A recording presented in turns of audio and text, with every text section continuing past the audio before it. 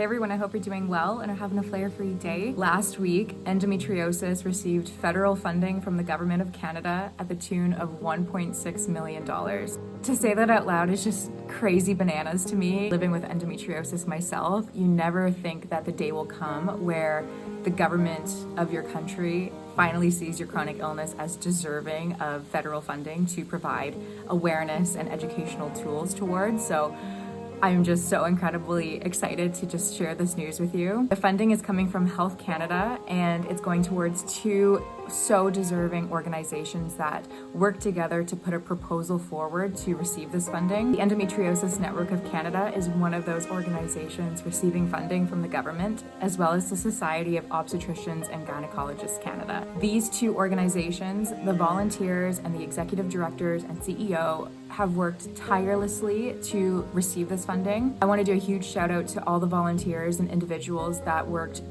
probably hours and hours out of their day, especially living with chronic illnesses in the mix, to put this proposal forward last year to finally receive this funding from Health Canada. I am just so incredibly proud of each and every one of you, and it means so much to the endometriosis community here in Canada.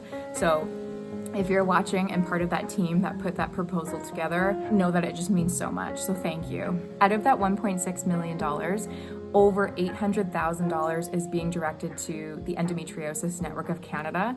They have outlined 3 specific priorities that they're going to put that funding towards throughout the year. I'll break it down in this video of what that funding is going to go towards, but I really was honored to join the executive director of the Endometriosis Network of Canada for the Health Canada announcement last week. And so I have a couple of clips that I'll share in here, but to be there in person as an endometriosis patient, it was just such an amazing and incredible day to witness in person. I had goosebumps all over when the Member of Parliament announced this funding out loud, and it is just so incredible to see that the government sees your chronic illness and your disease as deserving of funding. Again, growing up, I never knew the name to my pain. I didn't know what endometriosis was. And over 25 years later, to finally see the government on the side of the patient and to see your disease as deserving of this funding is just incredible to witness, and is definitely a historical moment that will live for a long time in my heart. Here are a couple of clips from the day that the announcement was made that I want to share with you, and after the clips I'll break down where the funding is being directed towards. Natural resources, but today I'm here on behalf of Mark Holland, the Minister of Health, and I'm pleased to announce more than $1.6 million for 2 projects that are going to help to improve access to vital sexual and reproductive health services and reduce barriers for people living with endometriosis. Over $800,000 out of that $1.6 million is directed towards the Endometriosis Network of Canada through Health Canada's Sexual and Reproductive Health Fund. Their 1-year project includes 3 pillars. The first pillar where funding is being directed towards is to a pan-Canadian awareness campaign around endometriosis. This campaign is an amazing thing to see. It's going to hopefully reach millions of Canadians in rural, remote, and northern communities, as well as urban centers where majority of Canadians live. So definitely amazing to see that funding is being directed towards an awareness campaign nationally. The second area or pillar where funding is being funneled towards is to develop curriculum enrichment materials for young people of all genders to learn more about menstrual health and endometriosis. These curriculum enrichment materials will be distributed to educators across the country. Finally, the third pillar where funding is being directed towards is the creation of evidence-based resources. This is going to be directed towards those living with endometriosis, and this will be shared with healthcare providers and community organizations as well. It's really great to see that the Endometriosis Network of Canada is putting these materials into English and French so more people across the country can access information around menstrual health and endometriosis. Undoubtedly, these 3 pillars are going to make a huge difference in someone's life, either learning about endometriosis or getting the help that they need in the right place at the right time for endo pains. And I'm just so incredibly excited to see the future of endometriosis with this funding.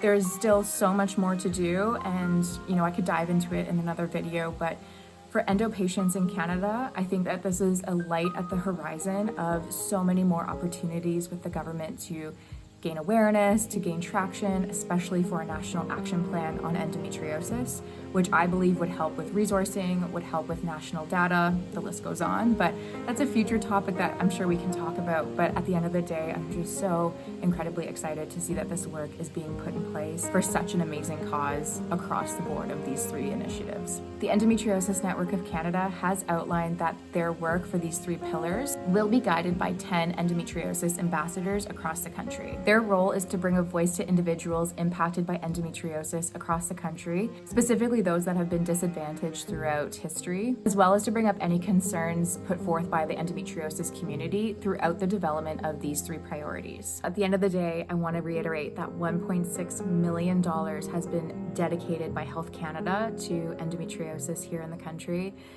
Out of that 1.6, over 800,000 is directed towards the Endometriosis Network of Canada, which is amazing to see. It's a historical moment and it's something to be extremely proud of.